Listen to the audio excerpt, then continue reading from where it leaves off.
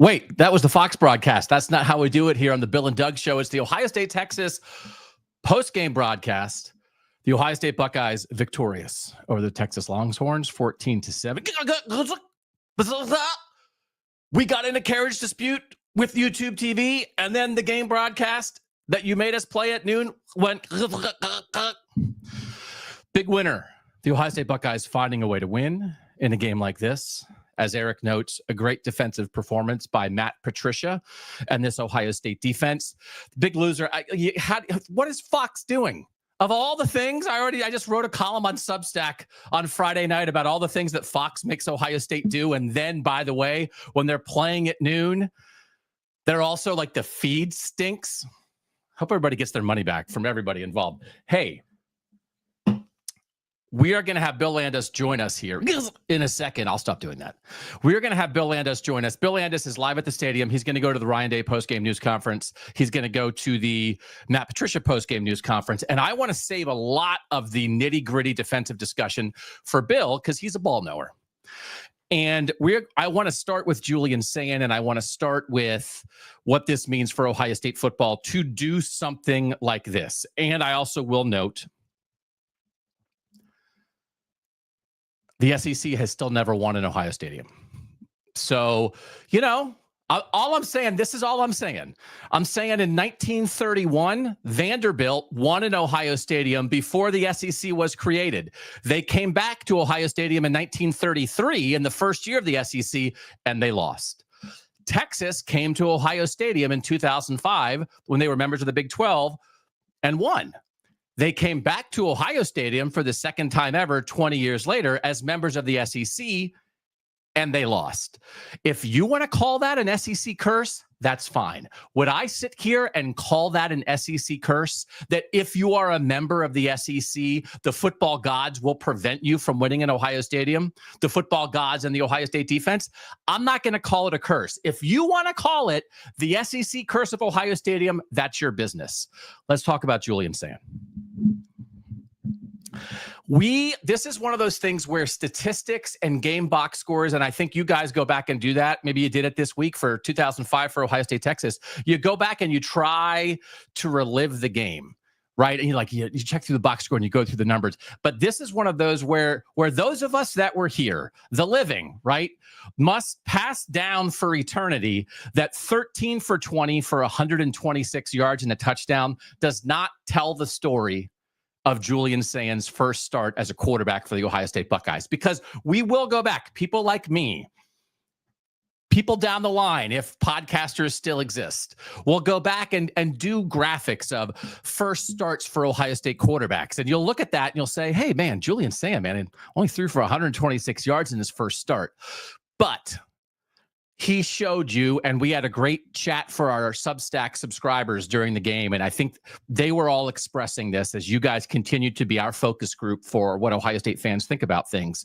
You saw what you wanted to see from a young quarterback. And to Chris's point, is Ohio State number one right now? I think they're unanimous number one. And I think Ohio State or Texas, the winner of this game, this is the whole point of this. When you play a game like this early, and we know Penn State's in the mix, but Penn State's playing Nevada, like the winner of this is unanimous number one because it's the best win. It's the best win you could get. And I don't, if Clemson beats LSU by 60, I still don't care. Ohio State, I think, should be a unanimous number one. If somebody wants to still hang a number one on somebody else, so be it. They should be the unanimous number one team in the country. But to come into this game, and I certainly was anticipating the possibility of a young guy seeing it for the first time, maybe having some rough moments. And I think the roughest moment, and Ryan Day may talk about this in the postgame, and again, we'll have Bill Landis come on live very soon and give us a vibe of that entire postgame. Like the worst thing he did probably was not take the deep shot to JJ on the early fourth down, where on the Max Clare drop, they showed that on the Fox broadcast, that that was maybe there, and that's part of that call. And it looked like Smith had one-on-one coverage and inside leverage, and if you just get it out there and lay it out there for him, maybe he's going to hit it. But if a mistake of not taking something that might have been there is the worst thing that a first-time starting quarterback does, that's a successful day. Because I made so many comparisons, and I think a lot of us did, to what Julian Sayin was going to do today and comparing it to C.J. Stroud's first start. And C.J. Stroud's first start at Minnesota in 2021, he took a lot of short stuff early. You could see them working a little bit of the short stuff to Julian Sayin. But then as the game progressed, he got, I think, a little antsy, and he tried to kind of a crossing route to Chris Olave over the middle, and he threw it a little bit behind him, and it got tipped and it got picked. And you can't find that play from Julian Sayin. So I think like that you can't find the mistake. That you can't find. It's like, I get it. If you didn't take maybe the read where you had a chance to take a shot. Yes, Eric is saying the only mistake I can think of is he missed Jeremiah on the deep shot, but he still threw a ball that should have been caught for a first down. So like that's a mistake of omission. Omission is the word I was looking for before when my brain shut down and I couldn't think of that word. Like that is stupendous for a first-time starting quarterback. And I know it was in Ohio Stadium and it was home, but it's also worth a first-time play caller and Brian Hartline. And I hope people have respect for this Texas defense. Now, it is funny. Anthony Hill Jr. at linebacker, ESPN.com did a top 100 players before the season. I'm not disagreeing with it. Jeremiah Smith was number 1. Anthony Hill was number 2. Caleb Downs was number 3. Colin Simmons, their defensive end, is viewed as a top 10 national player. And I don't think... did you feel them impacting the game in a major way? And I think we can get into what we maybe saw and didn't see from the Ohio State offensive line and that kind of thing. But I think you could feel Ohio State's defensive playmakers. Arvell Reese, we'll get to him. Jermaine Mathews, we'll get to him. Caleb Downs, the tackle on the final throw there. You could feel the impact of Ohio State's best defensive players.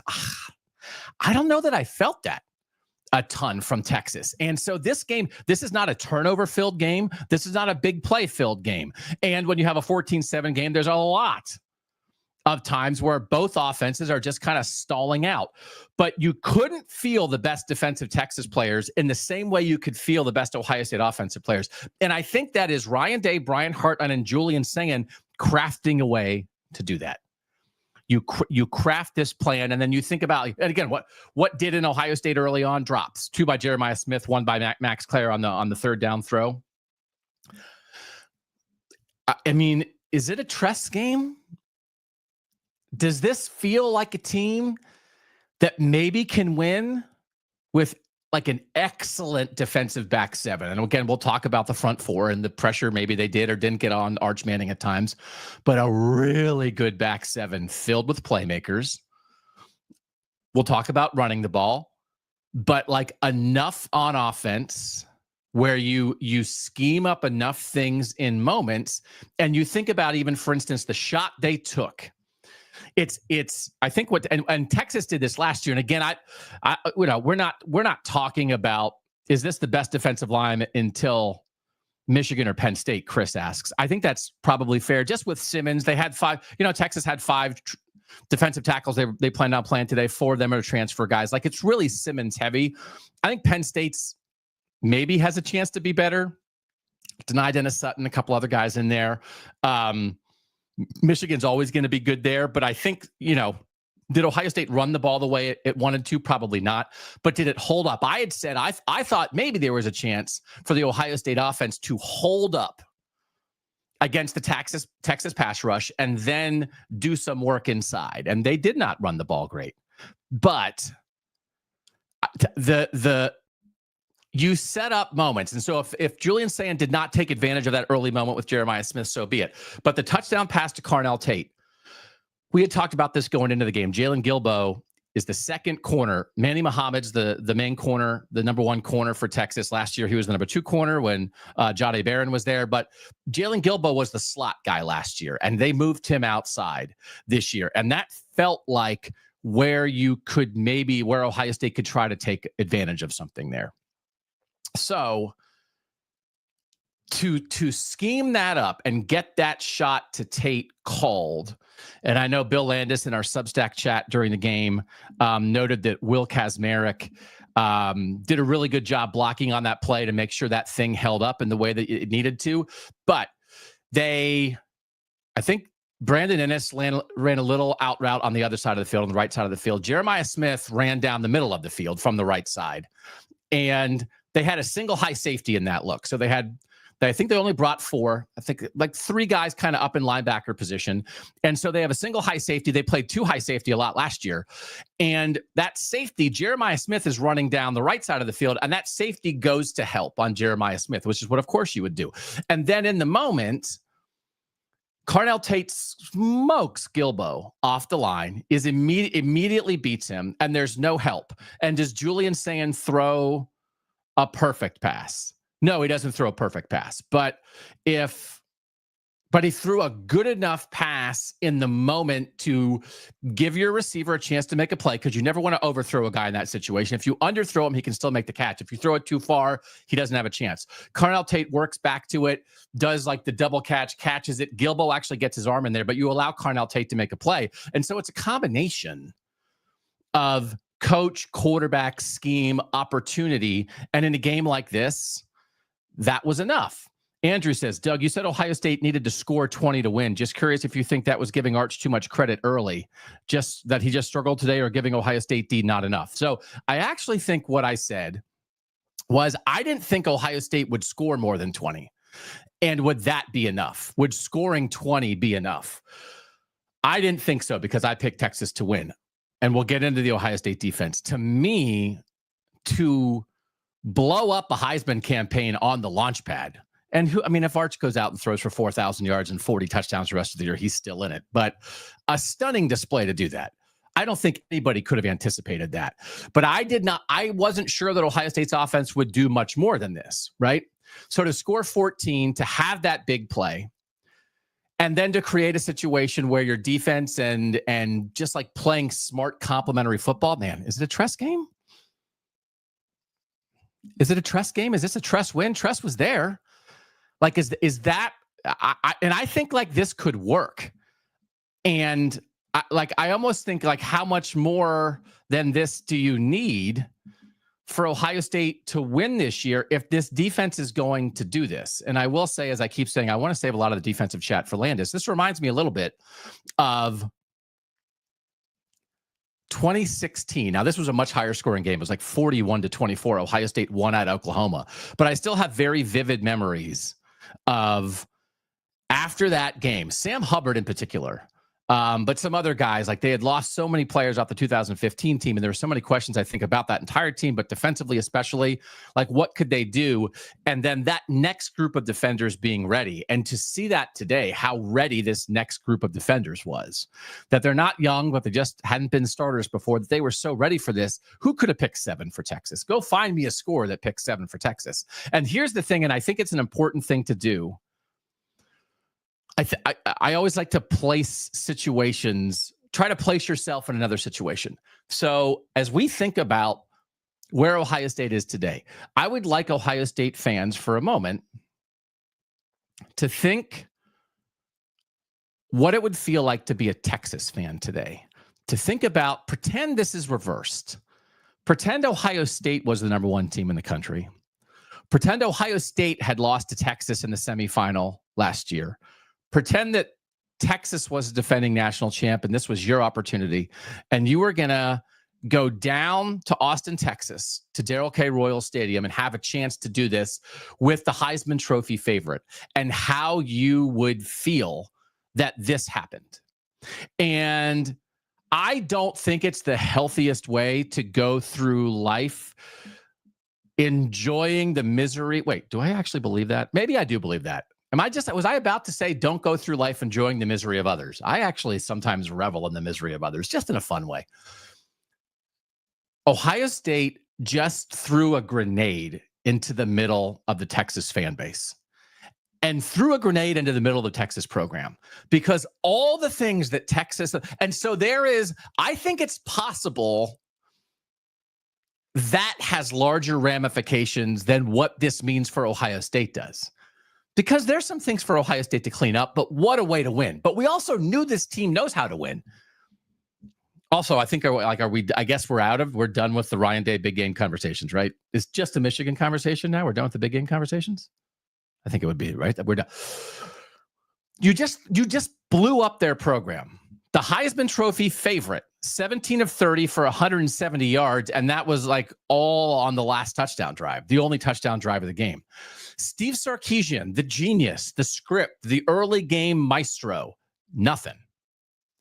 This defense that brought back 9 of 15 players, nine of their top 15 players from last year. Certainly the Texas defense played well, but they did not make the play. They did not have the moment to go win this game. And so it's funny, Landis is on this. And if you, I don't know what you did or watch or didn't watch from our preseason and pregame picks and that kind of thing. Landis actually picked Ohio State to beat Texas in this game, but Texas to win the national title, which I found to be, I mean, it's a tough needle to thread, but maybe he threaded it. But I wonder what is the lasting effect on Texas from this, because I don't think you can shake this off. And here's the thing, and this is what Ohio State fans should feel good about. There's only one way that Texas can really shake this off, and that is to acknowledge that Ohio State's so good, they're going to do this to everybody. So this is the position that Ohio State is in. So if you, we won't cover it today. We're going to have a Sunday sound off on Substack for our Substack premium subscribers. You can go to Substack and sign up. You got to pay for that. We love being here. We love being there. I'll be curious to see what Sark's reaction is post-game, because if this is a nod, because here's the thing.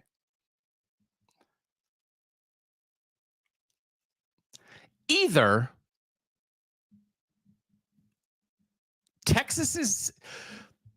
you either blew up Texas's season and Texas is in disarray, or this maybe was the first step of Ohio State taking over for Alabama as the next modern dynasty.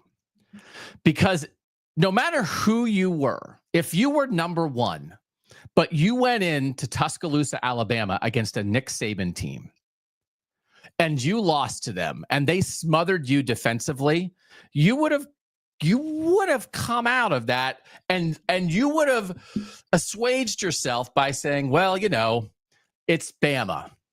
Well, what are you going to do? Saban doesn't rebuild, Saban reloads.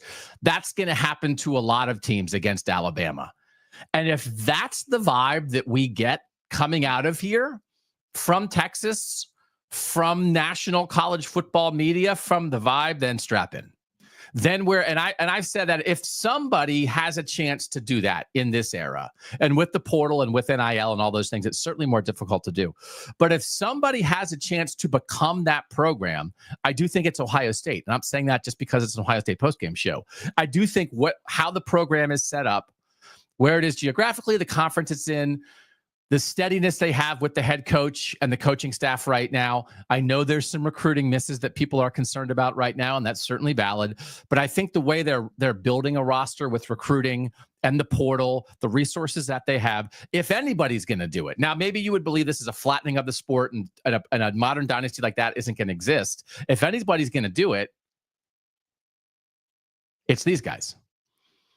And Ohio State threw down the gauntlet on that a little bit today, to lose as many NFL draft picks as they did, to reset a defense to this extent, to have a new offensive coordinator, to have a new defensive coordinator, and come out and beat the number one team in the country. You're throwing something down.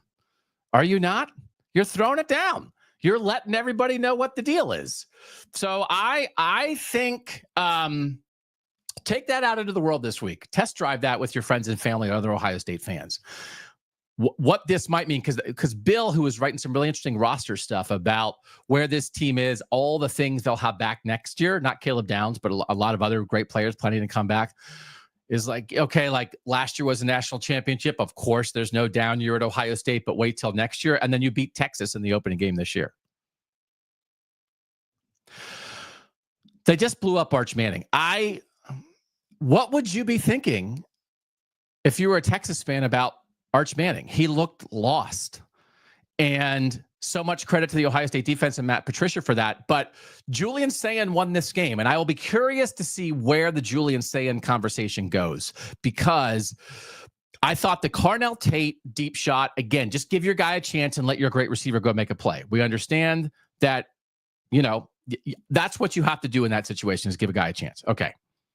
Andrew says Arch Manning is no longer the betting favorite. Is that an opinion, Andrew? Or is that factual? Because I can't look it up because my phone's my camera right now. I don't even know if they would have updated things that much, but if somebody has information about what the current Heisman odds are, I would be very curious to see them. This was the other play I thought was a huge deal. When we were looking back on the Texas game from last year, that go-ahead touchdown, 88-yard touchdown drive for Ohio State. Andrew says some books have shifted the odds. Okay, so he's not the favorite. That go-ahead touchdown drive for Ohio State that made it 21-14, 88 yards, 13 plays, I think. The first 9 calls were pass plays. And I thought the most important play of that drive, arguably the most important play of that game, because if you don't do that in the moment to have the go-ahead touchdown drive, the scoop and score can't exist, was the first play they ran a double move with Emeka Egbuka on Muhammad, and as Egbuka ran by him, Muhammad grabbed him. It was a pass interference. But I thought the second most important play on 3rd and 8 or so, Will Howard dropped back to pass, pressure came, and he floated backward in the pocket to create enough time to allow a long developing route to come open, and he hits Carnell Tate for a first down, and away we go. And to me, that was the epitome of veteran quarterback play. That is what 27 career starts at Kansas State. That is what being through a meat grinder of a regular season at Ohio State, that's what allowed Will Howard in that moment to make that kind of play. Here comes the pressure. I'm not going to panic. I'm going to buy time, and then I'm going to put the ball where it needs to be. And then in this game, Julian Sayin, in his first start, made a very similar play. And I'm sure everybody saw it. I clipped it for our Substack folks in our premium chat during the game. Bennett Christian, they ran 12 personnel a lot today. Bennett Christian, 2 tight ends in the game. Bennett Christian coming across the formation. It looks like the play call is like a little play action maybe for Max Clare, but the Ohio State tight ends run into each other. So if you did not happen to catch it, I don't think Fox caught it and replayed it or anything. No, Joel Klatt said something about it.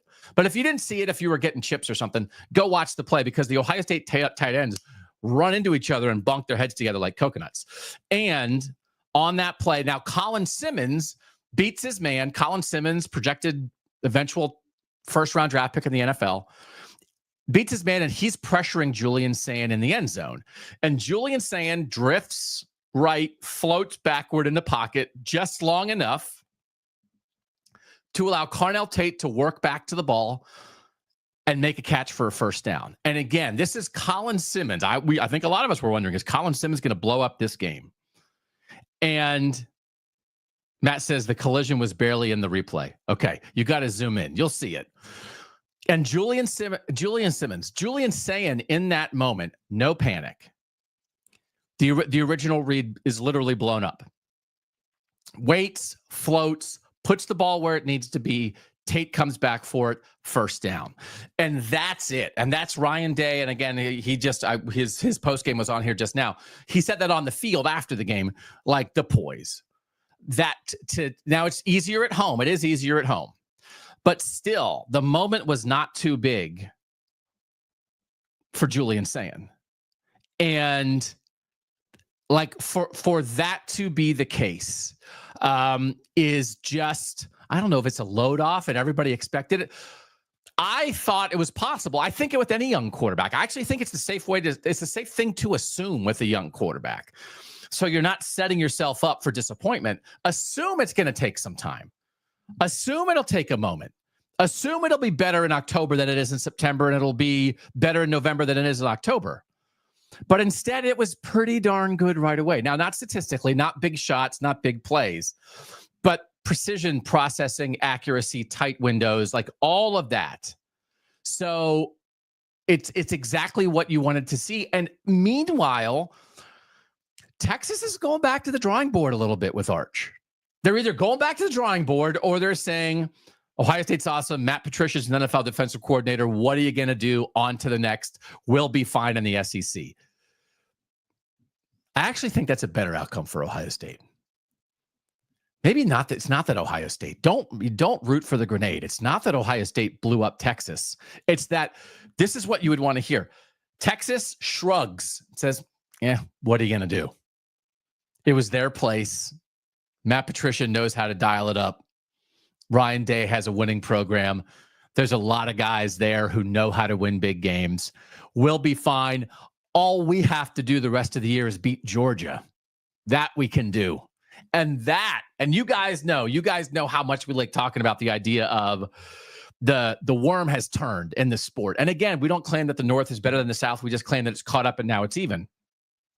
But if that's where we are, what are you going to do? You lose to Ohio State. Everybody loses to Ohio State. We'll be fine in the SEC. To the point about the TD throw, I do think it's hard to root for perfection, right? And again, so I think it's how your mistakes are made. You can't assume that a young quarterback's going to make no mistakes in that game. But if it's a mistake of I'm not going to take a shot and not risk it, and then when I'm putting it up there when my guy has a step, I'm going to underthrow it a little bit. Can you imagine if you threw it out of the back of the end zone and you don't have a chance, or Tate's catching it and his foot's out of bounds, or there's nothing you can do? He made the mistakes the right way, and he didn't make a ton of them. He didn't make any killer mistakes. So like what he did wrong is all fixable. But he did not have any moments. And I thought Arch had some of these moments where it felt like he wasn't sure of what he was seeing and he didn't know how to react to it. And there were plays even at the end of the game. There were some more plays to be made there, but he's a little inaccurate on a crossing route on third down and it hits off Wingo's hands, right? But that was there. I don't know that we're going back through and saying like, well, where were the plays? They're like, oh, saying it was right there for the taking and he didn't take it. So Mr. Substantial says he threw some bad passes today and some beautiful ones. And I think that's probably right. Maybe Arch may have had a few more. If you rank the most beautiful throws, maybe Arch wins. But if you rank the worst throws, Arch wins in the wrong way. And so to start with you, because here's the thing, nobody is doubting that the Sayin skill is there. So that will progress. That's why he's at Ohio State. Because of the quick release, because of the processing, because of the accuracy. So if there's some things in there, the thing that you're not sure about is, are you going to get wide-eyed in the moment? And Bill had made the point that Arch had made 2 starts coming in. Of course, Sayin had made none. We thought, well, 2's better than none. But Arch Manning had never started on the road before. So we'll be very curious when Julian Sayin goes into his first tough road environment. Let's see what Julian Sayin looks like now when they go to Washington in week 5, right? That'll certainly be a test. And that place will be loud, and Ohio Stadium was loud today. But as Andrew's saying, you look at the stats. I think, what was he, 5 of 9 in the first half? But it's 3 drops, 13 of 20 for 126 overall. People were asking about this in the chat, so I went back and looked it up. They had 3 drops in the first half. Last year, looking at Will Howard's passing chart on PFF, there was one game where Will Howard had receivers drop 3 balls for him. I just said 3 and I put up 2 fingers. Had receivers drop 3 balls for him. And it was the Texas semifinal. There were 3 other games where Ohio State receivers dropped 2 passes. And then the other 12 games last year for Will Howard, there were 0 or 1 drops. So you come out and your tight end that people generally acknowledge as the best receiving tight end in the country drops a throw that would have been a first down conversion. And then the best player in college football drops 2 and you just move on. So, is that going to continue? Do we think we are entering the realm of the Jeremiah Smith and Max Clare drop season? No, I don't think we are. So you had tough things in the moment that you battled through. Again, I just want to save the defensive conversation for Bill, and I want to save a lot of the offensive line conversation for Bill, and I actually want to save a lot of the football conversation for Bill, because let's just talk about feelings. No, I'm kidding. I'm sure you're feeling great, by the way. I mean, I'm sure Ohio State fans are feeling great today. I don't know if there's anybody in here that was at the game, if anybody has a review of the crowd, the vibes, the pregame, or anything. We certainly will take that. Bill can also provide a bunch of that for us. It's a little interesting with the offensive line for Ohio State, right? So CJ Donaldson, 19 carries for 67 yards. James Peoples, 10 carries for 20 yards. Julian Sayin, 2 carries, 2 yards. Overall, 34 carries, 77 yards, a long of 8. a long of 8 yards. They did not have a run of longer than 8 yards. Actually, let's talk about the running backs first. I do think this is Ohio. You have to be prepared for that. I always say the best way to really evaluate a player is to see how you feel when he's gone. And Ted Ginn Jr. is always at the top of the list for me of guys who you knew were great in the moment, but then after he left, you were like, oh man, because I can remember, right? It's sort of like everyone waiting for the next Michael Jordan. It felt like there was a time there at Ohio State where people were waiting for the next Ted Ginn Jr. Ray Small was that for a while. And it was like, guess what? Maybe stop waiting for that because it's never going to happen. I'll be curious about TreVeyon Henderson. And TreVeyon Henderson had an interesting career at Ohio State. I think there was some real frustration in I guess, his second year with the foot injury. And were there times when he maybe wasn't hitting holes that were there? And he certainly was explosive, but down to down, was he the back that you needed to be? And then when he was healthy and when they got him a sidekick in Quinshon Judkins, you saw the shot out of a cannon version of TreVeyon Henderson, who... right? Like, is it too much to say they don't win the national title without the playmaking ability of TreVeyon Henderson last year? It's just going to be a step back, I think. And I don't now acknowledging that this is a really good Texas defense, but I don't know that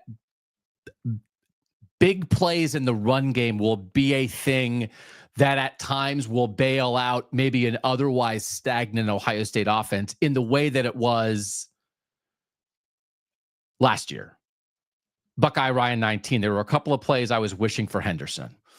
So how often at Ohio State do you have a great guy and then he goes and the next guy comes in and it's like, oh, okay, well, everything's fine there.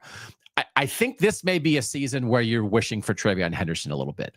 And that doesn't mean that James Peoples and CJ Donaldson can't be effective, but it might just be a little bit more of a grinded out run game. So then, like, where are you going to be explosive? How are you going to be explosive? I actually think there's a chance to be explosive with the tight end play. Scott is saying the Texas D front is elite. I thought the Ohio State offensive line looked fine.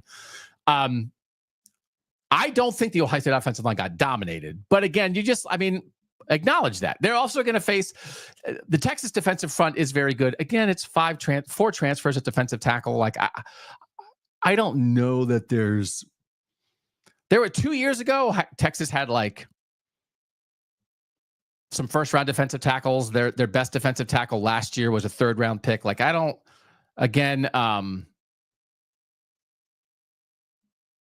think they're good. I don't know if they're great. That's all I will say.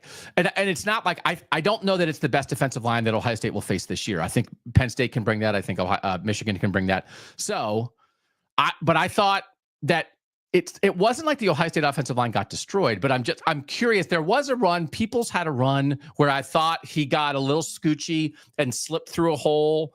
Like, I always thought like J.K. Dobbins, who's the guy I think is the most reasonable comparison for Peoples, like was pretty good at like getting himself through a hole, even if there wasn't much there.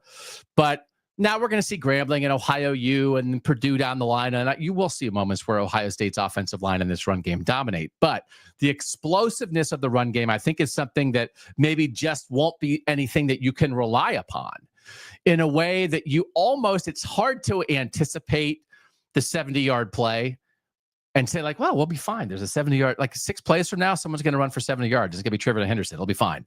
That's no way to live.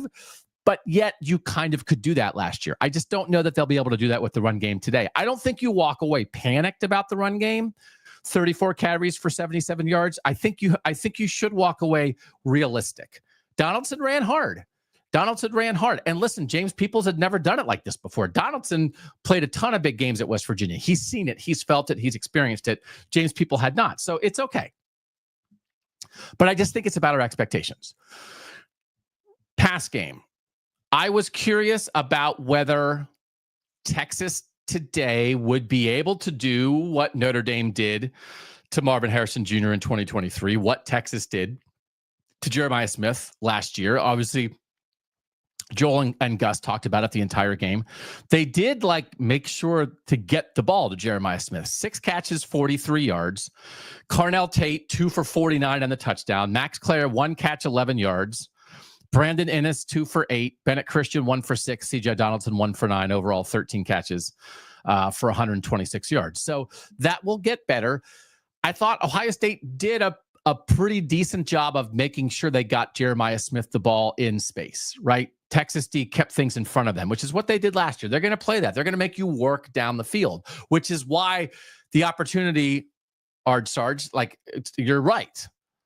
But that's why even getting a tape deep shot, I think, is a big deal. Because there are times when Ohio State will get out of a game in the Ryan Day era, and they didn't take any shots. So that they took and made the shot when they needed it is a victory in a lot of ways. And they didn't surrender to it.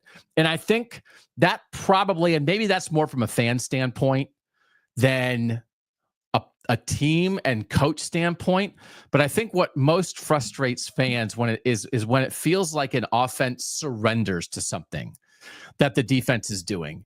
And I, as just a guy who shouts into a microphone, often think to myself, when coaches or players talk about taking what the defense gives them, I always think, you're Ohio State. You have first-round players all over the place. Why don't you dictate, right? But if they're dropping two guys deep every play and double-teaming Jeremiah Smith, I mean, you can't just force the ball to him.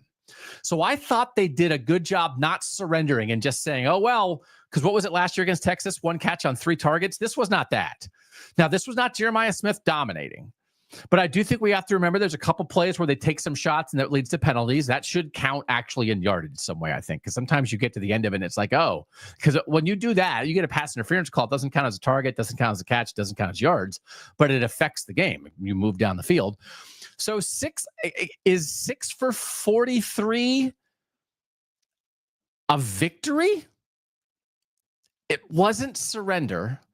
I thought they walked the line pretty well of not giving up on it, but not forcing it in a way that led to a bad pick or why are you throwing into double coverage here when he's not open and this other guy's open on the other side of the field. So I actually maybe do think 6 for 43 is pretty good.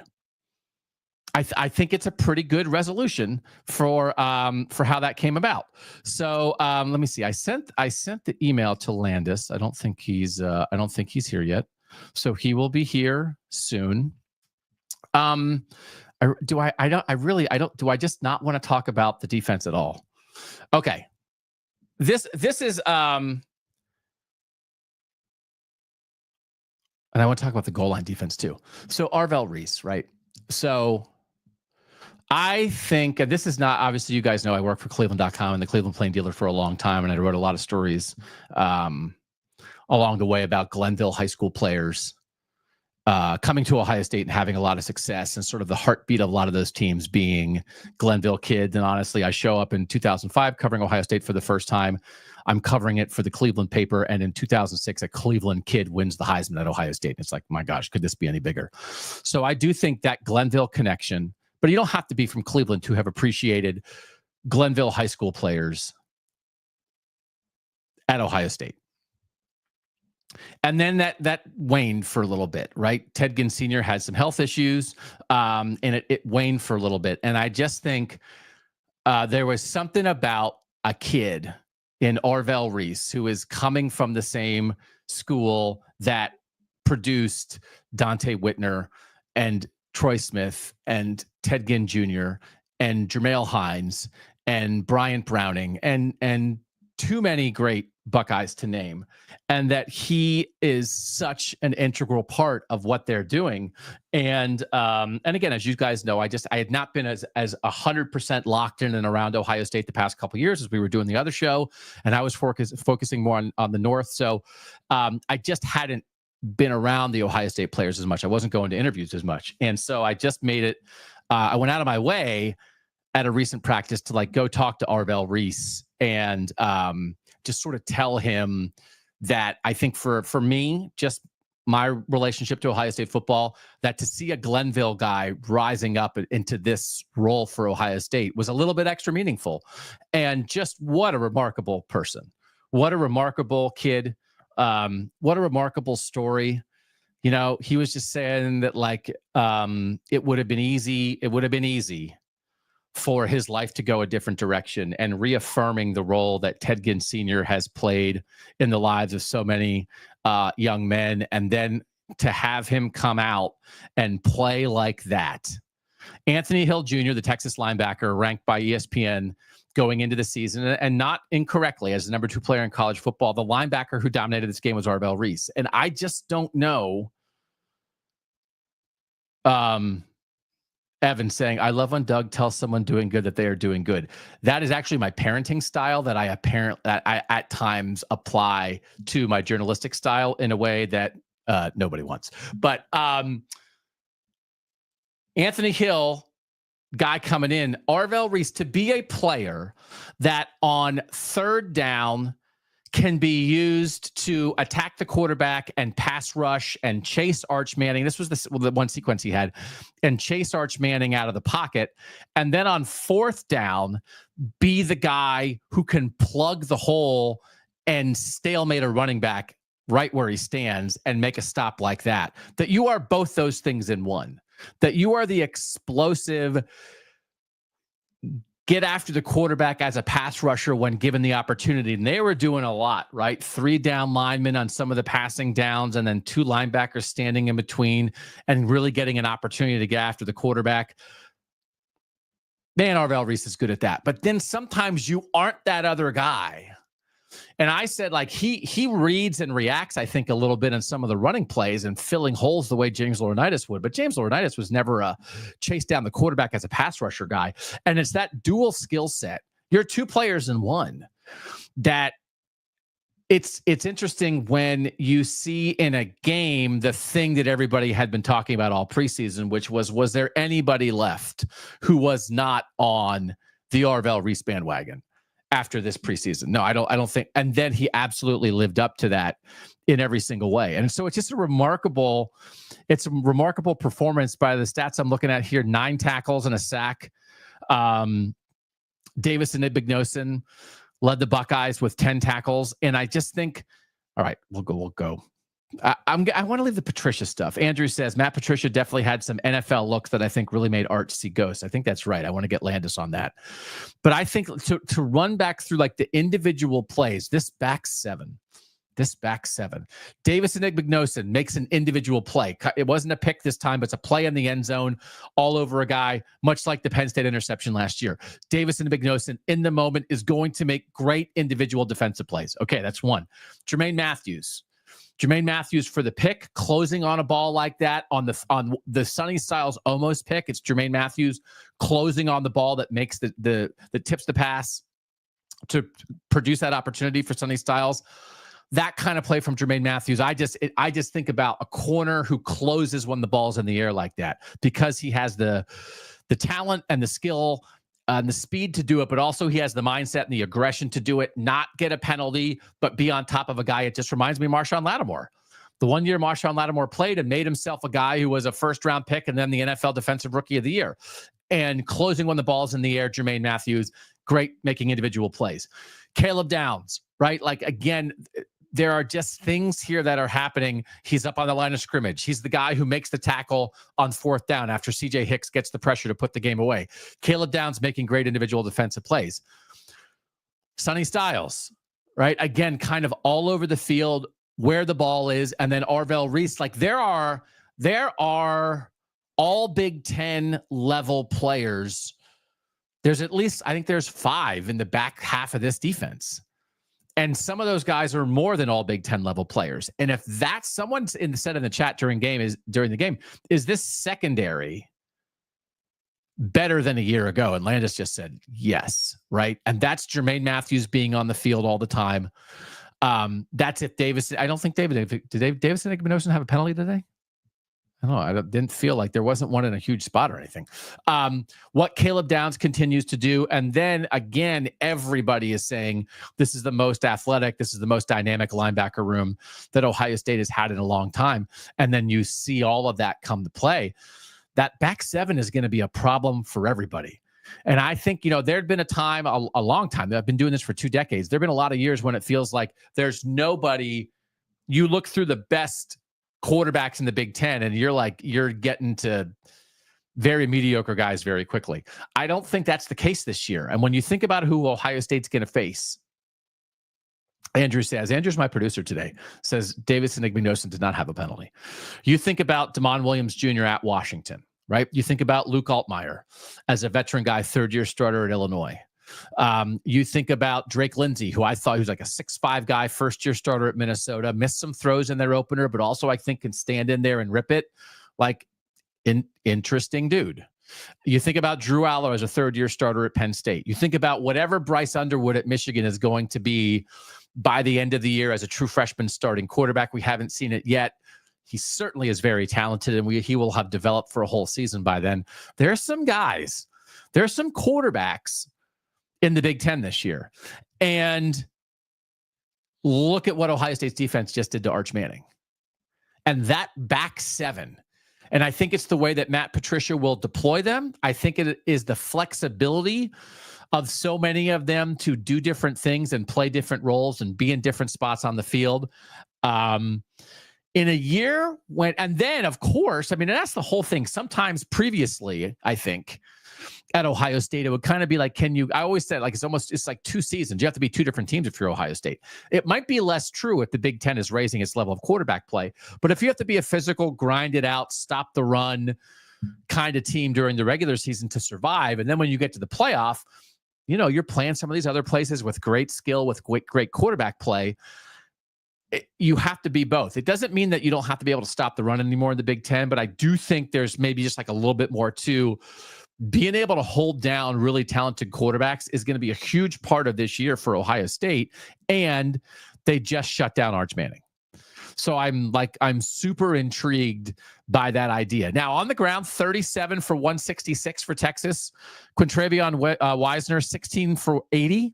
CJ Baxter, 10 for 40. So they're 2 top backs, 26 carries for 120 yards. That's not great. It's not dominant. It's okay. So Texas can cram it. Yeah. That was from Dustin. But it was fine. It was better than Ohio State. But it wasn't enough. Arch was 10 for 38. There was like a little bit there on the end where you kind of were waiting. I thought coming in, maybe Arch would be able to make some plays. And then on that drive, the one drive where they ran the ball a little bit, and then Arch almost got sacked by Sonny Styles on a blitz and escaped and ran like 16 yards for a first down. And that's the thing that I thought maybe would be even a little bit more of an issue for Ohio State. There's nothing that breaks your heart more as a defense than like, well, we felt like we should have had them, and a play that should have been a negative play turns into a positive play. But that didn't happen a ton. Like certainly Arch's Landis says he'll be here in 5 minutes. Might be 2 minutes now. So certainly he didn't kill Ohio State with his legs. So that was a plus. Dan says, did anyone get more playing time today than you expected going into the game? So I was surprised. We'll have to get the stats. I wish I would have charted it better. It is not. I like charting when I'm at the games, but I'm going to be in the home office for games. It's a little harder to chart off TV because it feels like do you guys feel like sometimes the ESPN camera view is a little tighter than Fox's? So sometimes I'm trying to check numbers and who's in the game, and it's like a little harder for me. Maybe it's just because I'm old. Eric says he was surprised by how much Sanchez was in the game. There's a particular play that I want to talk about with Devin Sanchez that I think really opened your eyes on some things. But they did play. They played a lot of 12 personnel. And they played 13 personnel with 3 tight ends sometimes. And if you guys noticed on one of the short yardage touchdown run, they had 4 tight ends in the game. Matt says the Fox camera felt really zoomed out to me too. Good. And Buckeye Ryan 19 says yes. So I like it when I say things and then people agree, so I don't feel like a crazy old person. On that play, they had Max Clare was not in the game, but they had Will Kazmarek, Bennett Christian, and Jelani Thurman in the game. Like I think Thurman and Kazmarek were up on the line and Christian was kind of offset. And Nate Roberts, the freshman tight end, was the fullback. So they had 4 tight ends in the game, none of whom were their number 1 tight end in their goal line package, and they got it done there. So we are not surprised we talked a lot about how we think Ryan Day wants to play in 12, wants to play with 2 tight ends when he has them. But I think they even did that more than I expected. So I will be curious, and we'll do this for the Sunday Sound Off for our paid Substack subscribers. Again, if you're here for free, my gosh, we have 250 people in the live post-game chat. It's truly awesome and humbling, and we are so grateful that you guys are here. And we know some of you are our Substack subscribers, but that's how Bill and I are making money right now. And so we're not here to beg for money, but we're just here to advise you in case you're not aware of it. If you go subscribe to Substack, it's $10 a month. And then you get some stuff there that won't be on YouTube. So on Sunday, we're going to do a paid Substack show for the paid subscribers. Sunday Sound Off. It'll be Substack member questions and comments, and we'll go into all of that. But we'll also look at the snap counts and that kind of thing. I'm curious what the snap count breakdown is going to be for somebody like Brandon Innes. I'm curious what the snap count is going to be for somebody like Devin Sanchez. We know Peyton Pierce got in the game at linebacker. I'll be curious about that. And Adam, Doug, you can't shake us. We're all lifers. You guys, you want to make? Do you want to make me cry in the first show? Do you want to make me cry in the first show? CJ Hicks, this is another thing. This is another, are we throwing a grenade into the heart of the Texas program and blowing up everything they hold dear? Or are you just shrugging it off and saying, well, that's Ohio State? CJ Hicks makes the play at the end of the game on 4th down to get the pressure and wrap up Arch Manning. They did not block. On one hand, great job by CJ Hicks getting in there. On the other hand, if you were a Texas fan right now and you said to yourself, hey, by the way, on the do-or-die 4th down play, you didn't block the Ohio State edge guy. That was a very rational thing to ask because he came in unblocked because the tackle just let him go. So I'm sure. New show, who dis? Oh, it's Landis. How you doing, Bill? Bill's at the shoe. I'm sweaty. I think you're coming through your computer, not your AirPods for your microphone. So Philly Billy is in the house. He's sweating. It's like in the 60s, Bill. But also Bill's been walking up and down ramps and getting after it on behalf of the loyal viewers and listeners here on the Bill and Doug live post-game show. I think that's better. Go ahead and say hello again, Landis. Hello. Thank you for bearing with me. Yeah. All right. So King T53 says from the jump, we need a stadium environment breakdown. So now that it's over, this will be one of the things I've certainly, Bill, heard from Ohio State fans this week who believed that the 2005 Texas environment at night was the most rockin' they had ever seen the shoe. It's noon. We understand that, but it was 1 versus 3, 1 versus 2. What was the vibe? Really good. I don't know. It's hard to compare it to a night game, so I don't know that I would say that it was definitely better than a Tennessee game last year. I would say the Tennessee game last year is maybe the best one I've seen. It looks like the best non-Michigan one I've seen. But this was excellent. This was everything you wanted it to be. I thought, a lot of the changes that they've made to the procedures of things and some of the different elements of the game day atmosphere that Ohio State implemented, I don't know that a ton of those made a huge difference. Okay. But they did some different stuff when Ohio State came out, like for its final warm-ups before the game, right? They played War Pigs by Black Sabbath, and the crowd got really into that. So that was loud, got the crowd going. They came out to I think it was Hell's Bells, the same song they came out to last year against Tennessee, which was new at the time, and it seems like they're going to be moving forward. But whatever the Ohio State Athletic Department chose to do or not do to enhance the game day atmosphere was always going to be about how much noise the fans made. They're the ones that can actually enhance the game day atmosphere. And I thought they brought it. They were in here early. It was kind of loud from the jump. Ryan Day said, I think he said it was the best one he's seen. And Matt Patricia was blown away by how loud this place was. So I would say that it was as good, I think, as a noon game atmosphere could be. Okay. So I've been talking a lot about the offense. We certainly will get your vibes on that as well.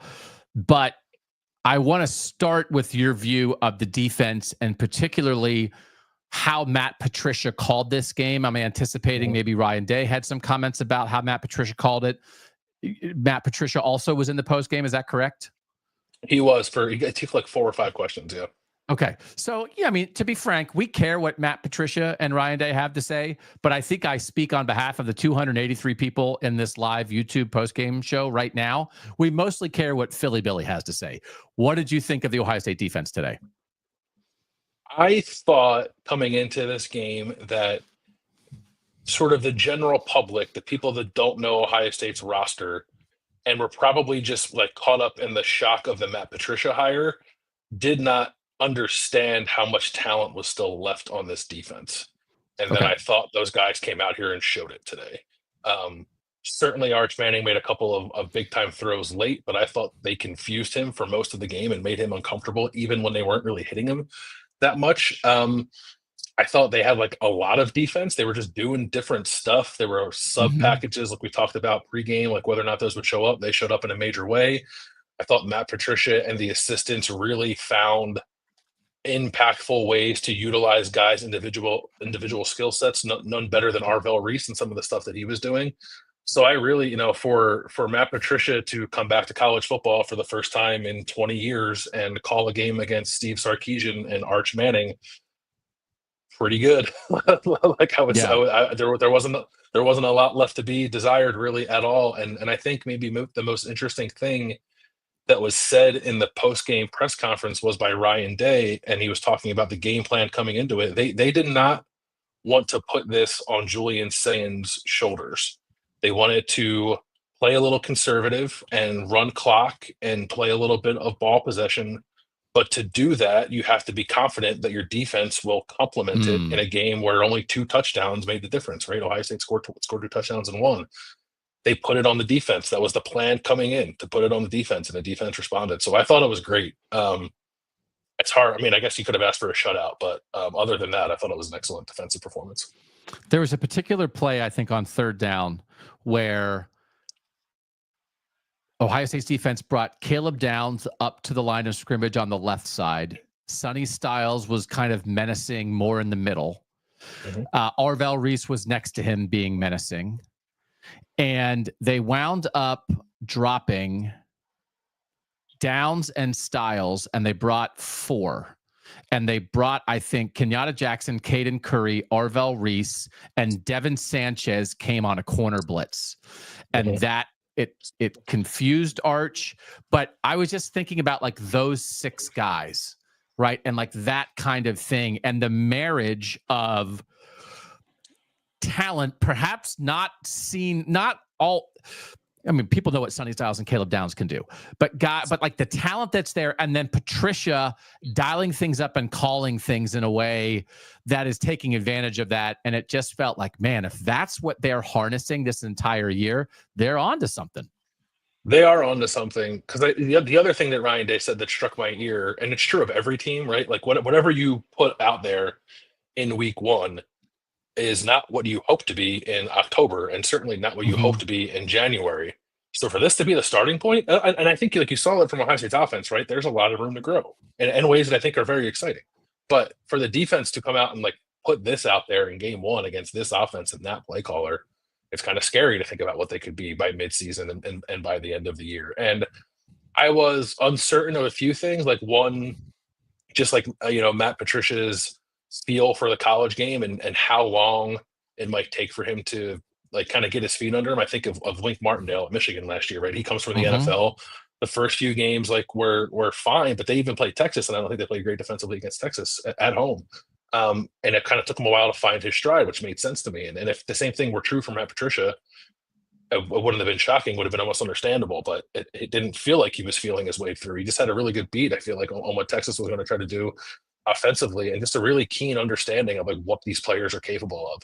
Another thing I was uncertain of until Ohio State started playing games, like exactly what that would be. So I guess like if there's one thing, you just want to see the defensive line continue to develop and maybe start to generate a little more pass rush on its own. But man, those linebackers are scary good, and the secondary I thought was going to be good, and I thought they showed that today. And if you can have those 2 things humming, then you give the defensive line, I think, time to kind of come into its own a little bit. So I would be leaving this game sort of ecstatic about what I saw defensively for Ohio State, because this is just the starting point. Who knows what it might look like later in the year. That back 7, I was sort of raving about that back 7. Like it is Jermaine Mathews, great individual plays today. Davis Inigbe-Nosen, great individual plays. Caleb Downs, great individual plays. Sonny Styles and Arvell Reese, great individual plays. Like there is so much. It could be a tremendous back 7. Yes. Yeah, I think it could. I don't want to speak too sternly on it, but I do think it could be the best in the country. Um, I think like both corners have legit first round upside. Caleb Downs is the best defensive player in the country. I thought Jalen McClain played really well today. Okay. He wasn't asked to do a whole lot, but there were two plays that stuck out to me. They tried to throw like a deep ball in the first half that I think Jermaine Mathews might have been the corner in coverage on, but Jalen McClain kind of like followed it from across the field, and it wasn't like he didn't make a pass breakup. He was just in a good spot to make sure a big play didn't happen. And then you pointed this out, I think, when we were chatting about it on Substack, the fourth down stop that Davis Igbedosin knocked the ball away in the corner of the end zone. It looked like Texas was trying to get a little bit of a rub route there, and it actually sprung a guy open coming across the middle. But Jalen McClain just stayed home. He was there. He took it away. Yep. So Arch had to throw that ball to the corner that Davis Igbedosin made a really good play on. So the word on Jalen McClain was like he's super smart and instinctive, and I thought that showed up a couple times today. And he and I guess Lorenzo Styles Jr. were the two unknown elements in the secondary. I don't know that Lorenzo was challenged a whole lot, but I was also pleased to see that Ohio State didn't just line him up in the slot and ask him to play man-to-man coverage for 40 snaps either. Like they moved him around some, they bumped him back some, and I think that will help him ease into this new role. So it's an excellent secondary with a chance to be much better as those new guys settle into those roles. And for the longest time we've discussed Ohio State's receivers as the thing that's like the calling card of the team. We could be entering into a space where maybe that's the back seven of the defense this year. And it's one of those things, and I always think this can be a dangerous territory for fans. It's never helpful to think that your opponent stinks, because then it takes away from your team's success. So I don't imagine there's a bunch of Ohio State fans running down High Street chanting that Sark stinks. But this is the Heisman favorite, Bill. And would you say, do you think, especially with the collapse of Bambi and Lincoln Riley, and that he has set his own career on fire, is Steve Sarkisian acknowledged as the best play caller in college football, do you think? Probably, at least among the head coaching ranks, because Ryan Day's not doing it anymore. So yeah, probably. So you're talking about the best play caller in college football and the Heisman Trophy favorite, and the Ohio State defense took them apart. Mm-hmm. And it doesn't mean that they stink, but I think like you carry that forward from this. I think the defense will carry that forward, but fans should carry that forward. And by the way, and I was talking about Ohio State throwing a grenade into the middle of the Texas program. We have a chance for a Landis noser like across the board in every single way, that you picked Texas to lose to Ohio State in this game, but then win the national championship. I actually think do you think that this performance, especially again, because Texas defense played well, but the lack of anything from the Texas offense, I would imagine the Longhorns might be questioning themselves a little bit. And I wonder, it's not even just that, hey, that did not look like a team that eventually is going to go on to win the national championship, but Ohio State did that to them. I also wondering if they'll be second guessing themselves during this next week and next month and up until they play another really good team, because they got taken apart, brother. Yeah, they did. It's not, I'm looking to see when Texas plays a good team again, not until October 4th, they play at Florida. I don't know that it's terribly surprising, right? And we said this when we previewed the game. Arch Manning had basically never played on the road before. Yep. They were replacing 4 offensive line starters. And like, the biggest revelation for me is like maybe like Texas has like far less juice at receiver than I thought they would. Really? And like, there was nothing open. Like watching it from the press box, and like IGB and Jermaine Mathews, like they had it covered. Even the touchdown they gave up in the corner, like Jermaine Mathews was battling with Parker Livingston that entire time. And like they both kind of fell, and Jermaine just missed the ball, and Livingston made a great catch that I think was a catch, but was at least a little inconclusive, I suppose. So like, Texas will be asking itself, I think, a lot of questions. They still have red zone issues, clearly. I don't think it means Texas stinks. I wouldn't want to say anything in regards to Texas that would take away from what I thought was just an incredible defensive performance from Ohio State. And like, I know it's fun to say like the SEC sucks and Texas sucks and Arch sucks and all that. And it's like, you want to say it tongue in cheek, that's fine. But that just like sullies what was a tremendous performance for Ohio State. Like they made them look that way. I think is an important thing to keep in mind as you think about what this means for Ohio State moving forward. And so there's two more things I want to hit on the defense, particularly before we get to other things with you here, Landis. One is to get the goal line stop and then also get the 4th and 3 stop at the 9-yard line. Again, this is one of those things. Again, it's like, hey man, I know they practically shut Texas out. Well, they did it by stopping them an inch from the goal line and by stopping them inside the 10-yard line. What is there something? Is it scheme? Is it attitude? What is it that Ohio State's defense has been rising up and making game-saving stops in the red zone on the regular? I don't know. I don't know what it is. It's like it was crazy last year because I think it was. I looked it up and I don't remember the number exactly, but I want to say that there were 7 times last year where an opponent had the ball goal to go inside the 5 maybe and didn't score, which is just like crazy. And then it happened again today twice. So or I guess not. It was 4th and 3. It was a 4th and goal, but I don't know. Like I think there was confidence built from going through that last year, and some of the guys who were on the field today were on the field for those moments last year, including a guy like Caden McDonald, who, like, I don't know, is he just like the perfect goal line stand defensive tackle? The way they played that 4th and 1 stop, it was like Edric Houston went low, Caden McDonald went high. I think Caden Curry was in there too. Like they just understand leverage maybe in a way that perhaps their opponent doesn't. It's because it's not really a thing you can practice, right? You're not going to go out on the practice field and run 15 quarterback sneaks and see how many of them you can stop. So it just comes down to instincts and want to, I guess. And this defense had it last year in those big moments, and at least for this game they showed it too. But I don't know the one thing I would point to say why it is the way it is, but it's good for Ohio State that it seems to have carried over to this season for sure. And I think there's room to respect Ohio State's ability to make those stops in tight, but also, like, I don't know if I'm sneaking there with Arch on 4th and inches like that. That's the best. That's the best of what. And I know he's a bigger guy, and maybe he was like your short yardage quarterback last year, but I thought maybe you'd have a little something. Come on, Sark. But don't you wonder? Like part of me wondered if the scars from the Cotton Bowl came back to haunt Sark in that moment. Like he had the ball on the goal line in the Cotton Bowl and like couldn't get it done, and people questioned his play calling. So he just kept it simple. He did the simplest thing you can do in that situation, and he still didn't get it. So like I think the scoop and Sawyer was paying dividends in that moment. How about that? That's what you're writing. That's what you're writing for the Bill and Doug Talk Ohio State Football Substack. Scoop and score lives because it lived twice. So it's like the goal line stuff, which plays into like getting in your head, but then it felt like the CJ Hicks thing is like a version of scoop and score. He just didn't. Because they didn't block him. Because no one blocked him. They didn't block the edge rusher on the right side of the line. Did Texas watch? Do you even watch film, Texas? Do you even watch film? Hey, do you know? Because I just see it in the chat that Alabama's losing to Florida State. Listen.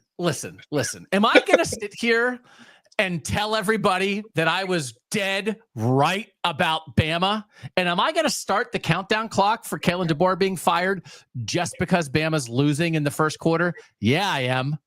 Start the clock. Hold on a second. This is not, I want to make this clear. This is an Ohio State show for an Ohio State audience. We are covering Ohio State, and that is what we are doing. Uh-oh. Wow, that made a pretty badass sound when you pulled that off the wall. But the swords ain't going nowhere. SEC winless in Ohio Stadium.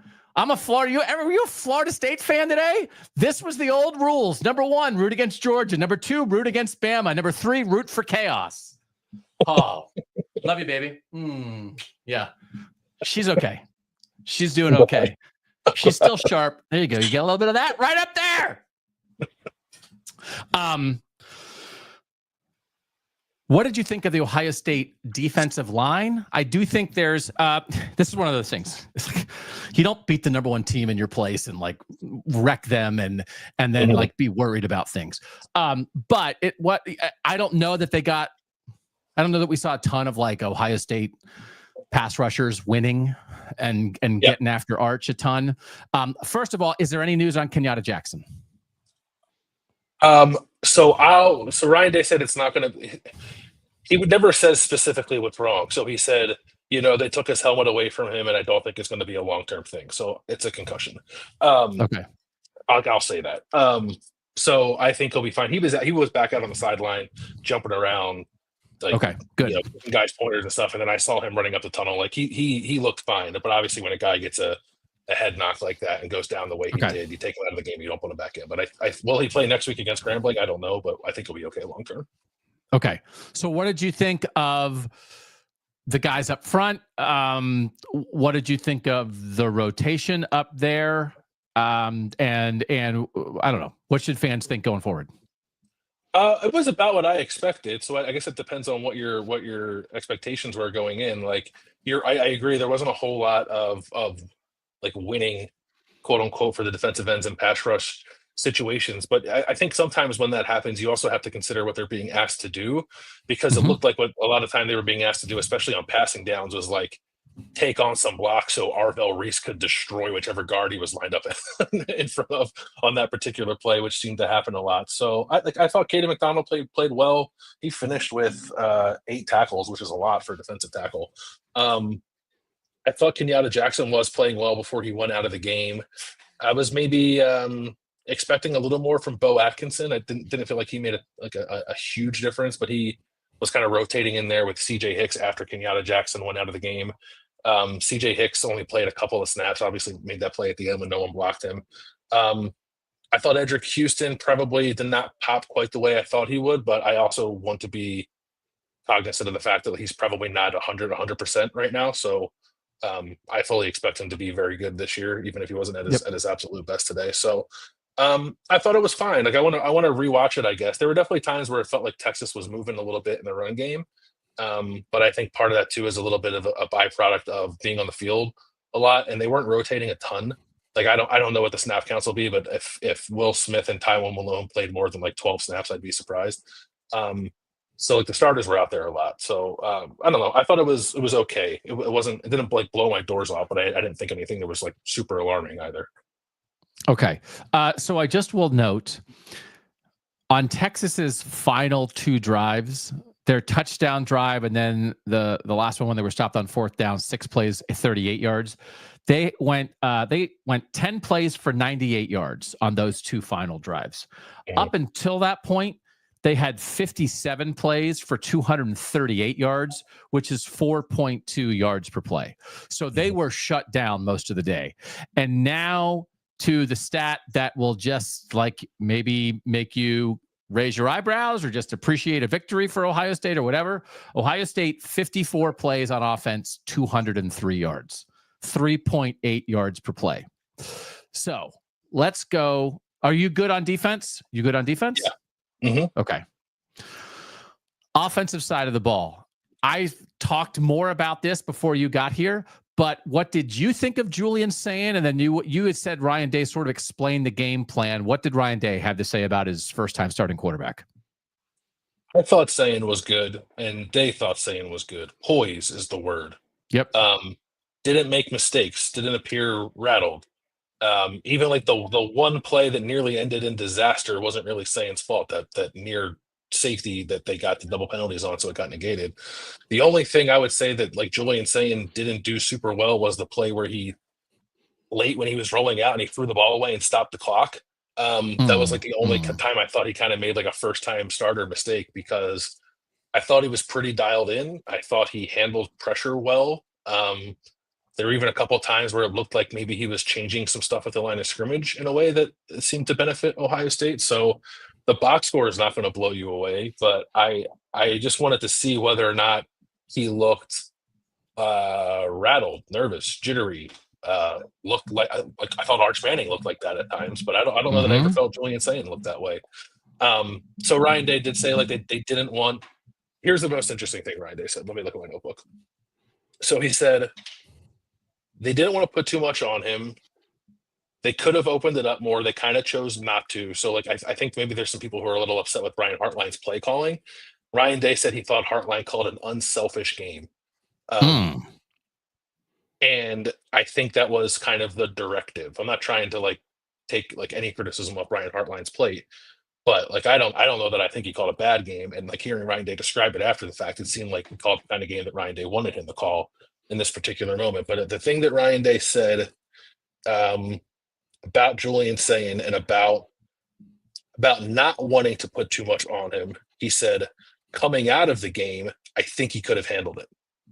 So like he almost expressed regret for playing it a little close to the vest with how Sayin was handling things, because he said the other thing Ryan Day said, which is always, I think Ryan Day has a few tells about how he's feeling about quarterback play. And one of them is when a quarterback comes off the sideline and they have a chat about what they saw and what the quarterback saw and whether or not they saw the same thing.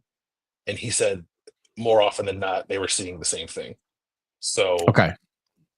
This was a game where the training wheels were on a little bit, I think. Mm-hmm. And I think they're off now based off the way that Ryan Day was talking about getting through this game and how he thought Julian played. But also, I'm assuming if Texas comes out and is leading 10-0 and Ohio State's coming on the field for its third drive down 10-0, the training wheels come off then. Yeah, you just I think never, so. You didn't ever need to take them off. You did not need to. And again, like Ryan Day said, I asked him a little bit about the game plan, and he said I've played this game in my head for 3 months, and I had an inkling of how I thought it might go, and then like it went that way, which is to say, like he thought that they could play the way they played today, and then when the defense was getting off the field early, he just felt sort of like more emboldened by that. The one thing he sort of seemed mildly upset about was just like not scoring coming out of halftime to make it 14-0. But it sort of went exactly how he wanted it to go, which is again, it's like 14-7. It's not super exciting. And I know Ohio State's offense didn't light up the scoreboard. I don't really know that they were trying to. And I guess you can criticize that if you want to, but this was all sort of according to plan. I want to talk about the offense, but I also am always on alert for moments. And he's not young anymore. So I don't know if I still have he's just different. And maybe it's me.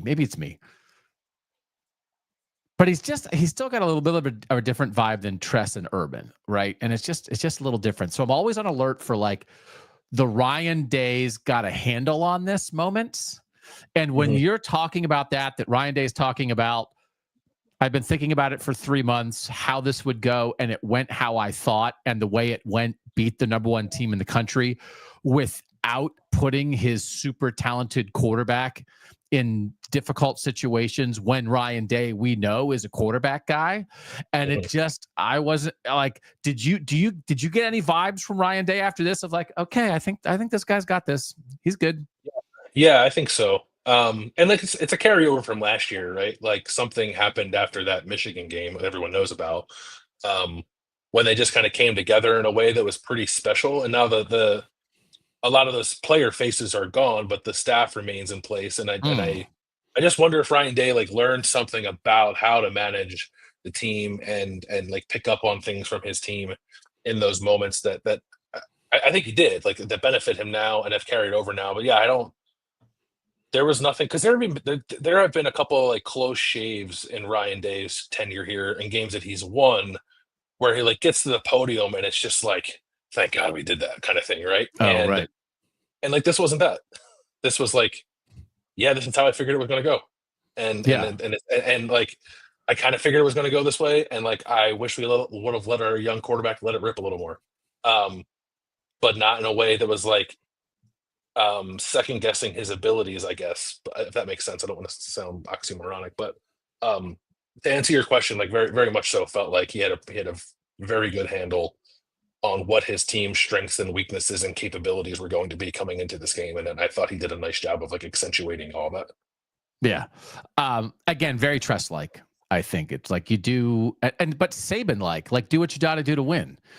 And he had said that all week. It's like, we're just playing to win. It's about getting that W up there, and he didn't care about anything else. And so his quarterback, didn't throw for 130 yards, and the team gained 203 yards total, and they won the game.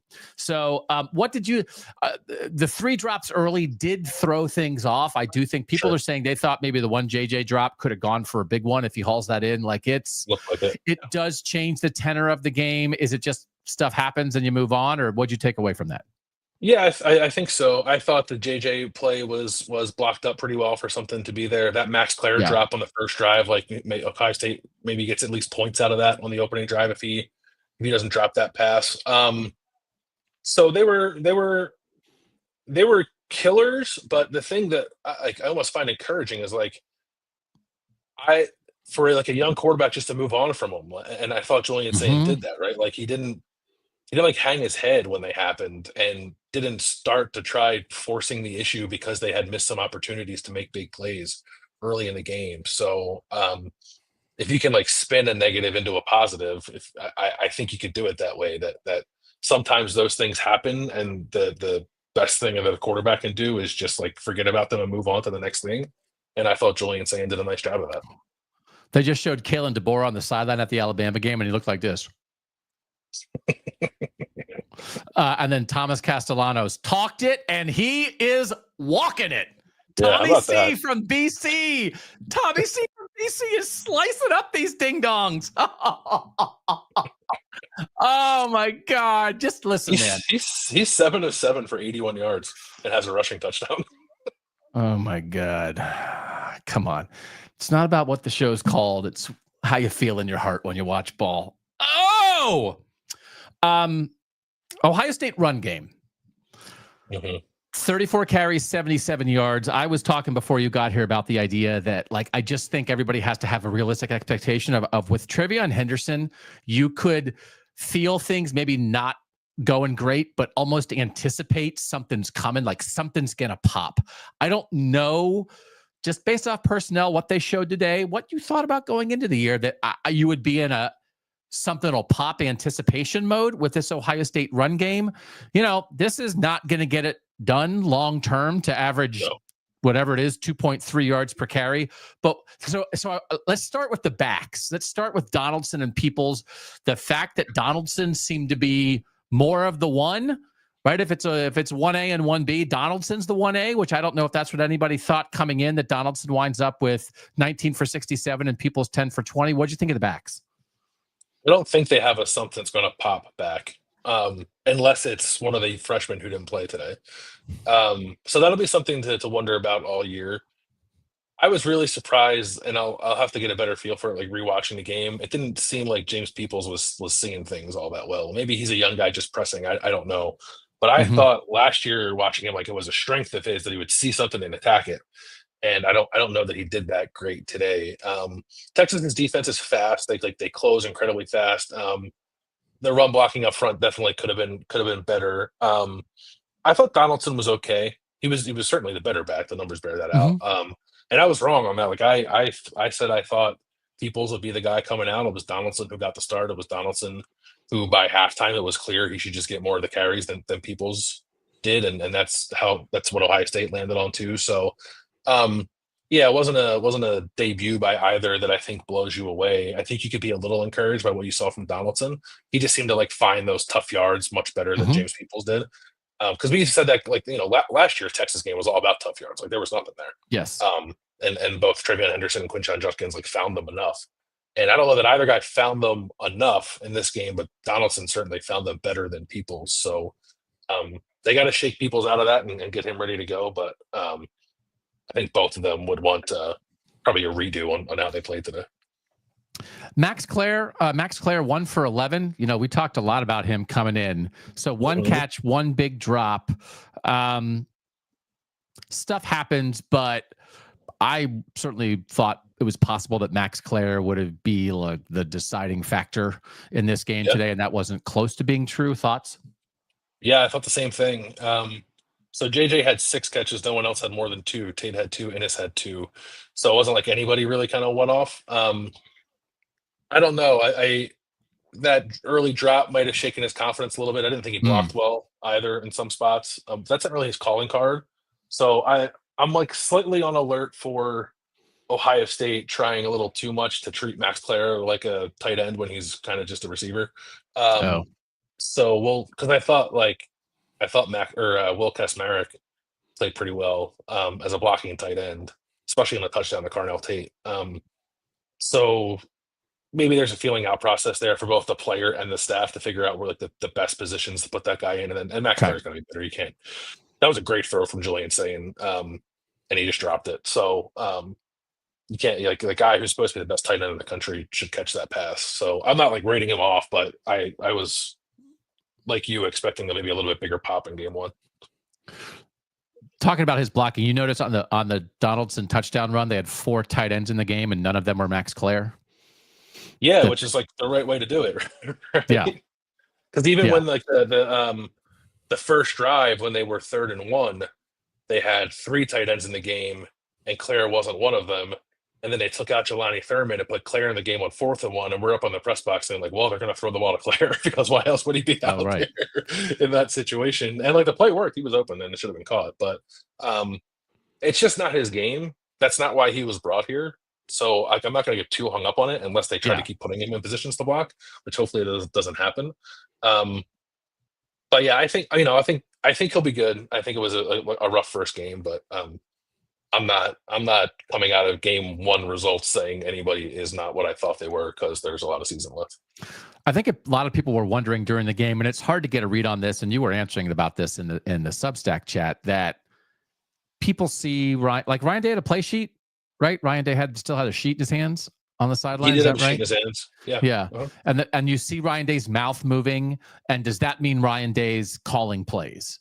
Right. And Ryan Day has said he has veto power. They're all on the headsets together. It is collaborative. And as we've explained a lot of times, much of it, I mean, you build the game plan during the week, and then you're just picking from the options, the previously agreed upon options when you're calling the play. You're not like, saying, hey, Ryan, I just drew up a new play on a napkin in the press box. I'm going to run it. What did you think of Hartline calling it? You said Ryan Day called it unselfish. Was there anything, there's the science of play calling and the art of play calling. Was there anything maybe with the art of play calling in this game that you thought was different than when Chip Kelly called it last year or when Ryan Day called it years before that? I don't know that I felt that live, because even I know there's some people like expressing a little bit of angst, I guess, when Ohio State was backed up after it got the goal line stop, that they should have been more aggressive trying to get out of there. I don't know that I agree with that. That was just like such a precarious spot, being on your own 1 yard line with a 7-0 lead, and like it was almost disastrous trying to throw the ball in that situation. So I was fine with how he handled that. I thought I guess it was Ohio State's second to last possession where they had a chance maybe to run the clock out, but they were also kind of backed up and like really needed like that first down. And they came out running and like threw it on 2nd down after the run didn't work on 1st down. I thought maybe Hartline could have been a little more aggressive there. But no, I thought it was a fine debut. I didn't like, there weren't a whole lot of head scratchers. They were trying to hit some shots. Like they did dial up a few play action passes.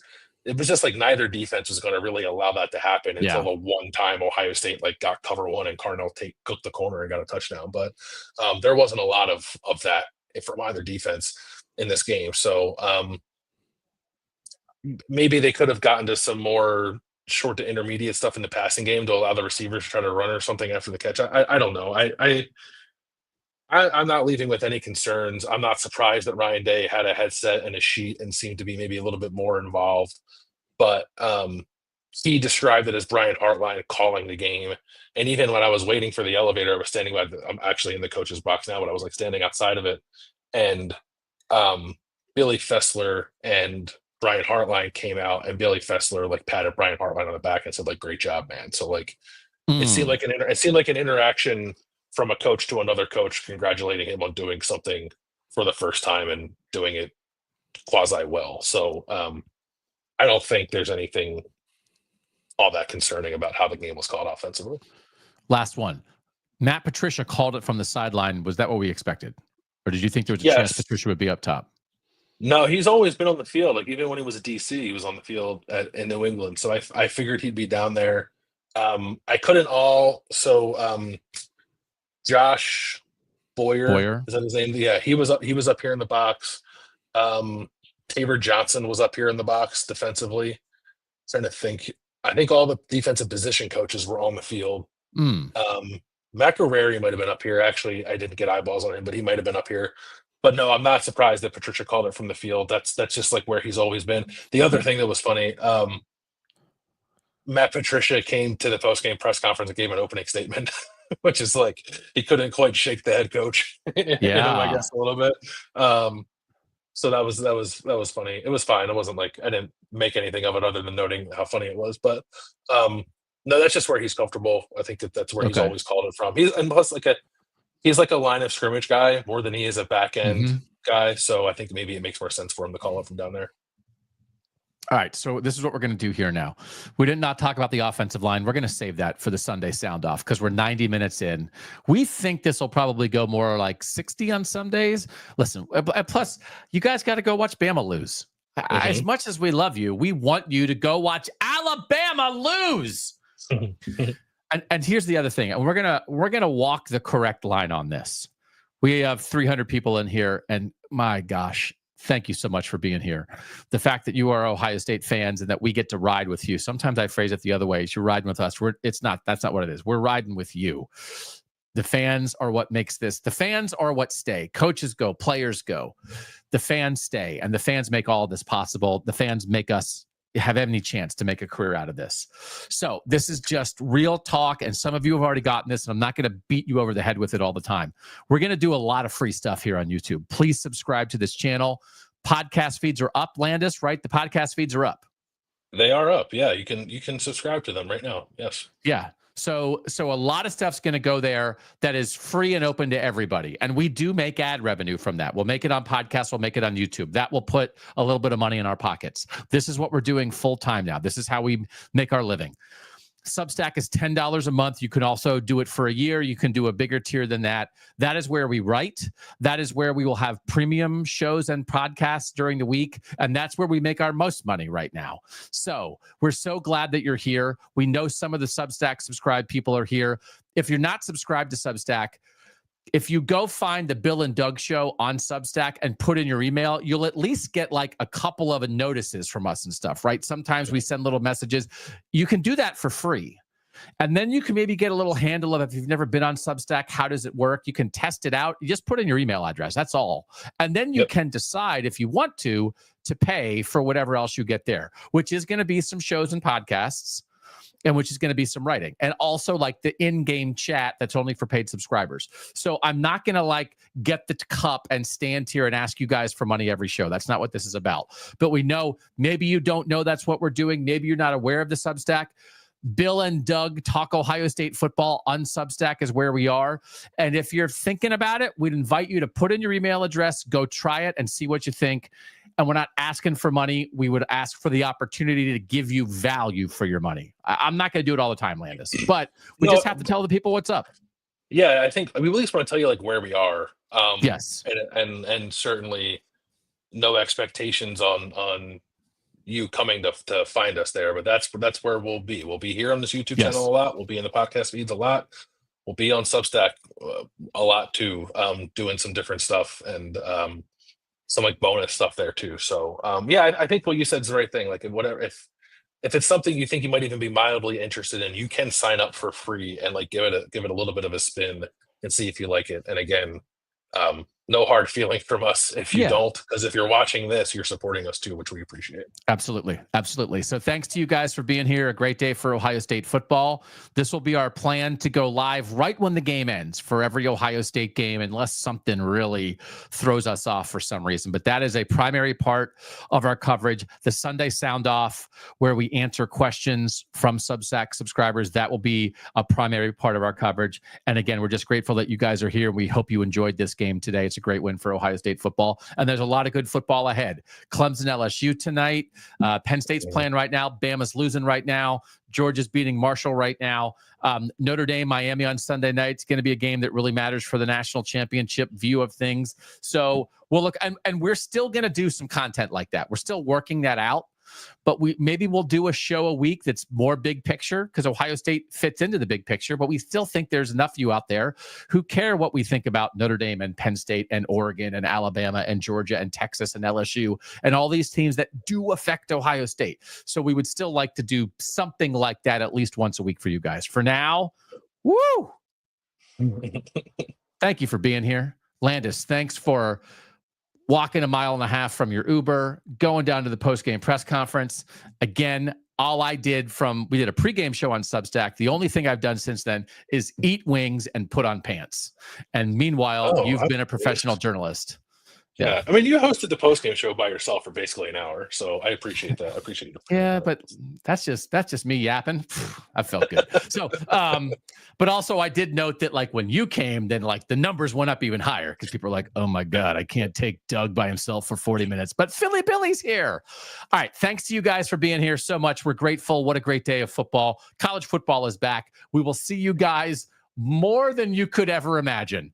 Like, honestly, we're going to see you every day. We will. Like, tell your families. Apologize in advance. Doug and Bill are sorry, but we're hanging out every day.